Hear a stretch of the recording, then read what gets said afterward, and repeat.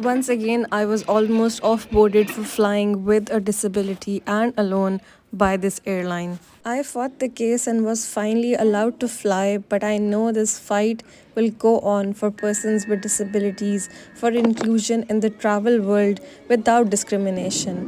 While on board, I saw an old Hindi film called Arth, which is about an extramarital affair and a woman finding her own space in the society after her divorce. Finally, I had landed in Doha and decided to spend a few hours around the city. But first, it was time for prayer as it was Jummah, and then I headed out after wearing loads of sunscreen because the sun was pretty harsh. I got into one of these blue taxis that was a meter taxi. I kept my wheelchair in the back as it is because it was a big one and headed to Souq Wakif, which is the local bazaar and very popular with tourists. Most shops were closed, so I found a restaurant and had an amazing Lebanese food and charged my wheelchair battery.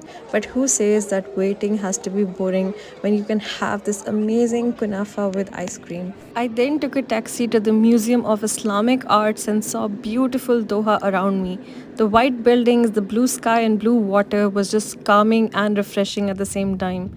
It was only after I had reached the museum and had gotten my ticket, which was for free, I realized how exhausted my body was and I actually needed to sleep.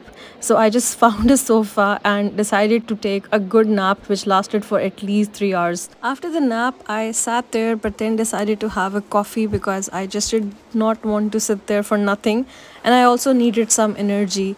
I then got up and saw some exhibitions that included pottery, textiles, and other Islam inspired architecture from across the world, from history.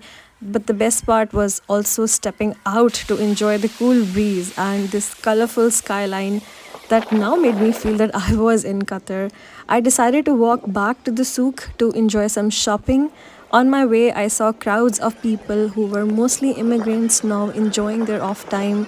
The streets were mostly accessible, and I was able to cross the street and find my way. But Google Maps had to be used, and some access points were quite far away, which is always a challenge in Middle East if you're on foot and not in car. Once at the souk, I explored local markets, and most areas were accessible. I was also able to ask for help where needed. It was nice to see other wheelchairs as well, and now I wanted to shop and buy something memorable for myself.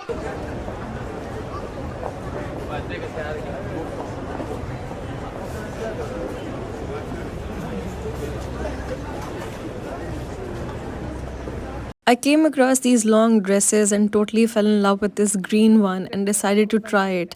I bargained and got two dresses from there, and then it was time to purchase matching headscarves. I also picked a fridge magnet to remind me of this short and sweet trip and got my watch fixed by this very nice vendor. My watch had broken, and this was the only place where I could get it fixed. I also purchased these two different types of henna, one with the black effect and the other one with the more red effect, and a color changing lipstick that I knew back from childhood. It was surprising to find it here because this was something my cousin had and I always wanted to have one of my own. I even got henna applied by this artist who did an amazing job and had this yummy pomegranate cool drink. Now it was time to head back to the airport and get on the next flight, and driving the wheelchair was now a little tricky with the henna at the back of my hand. I realized Doha's metro system is super accessible and I got this day pass for 6 Riyal.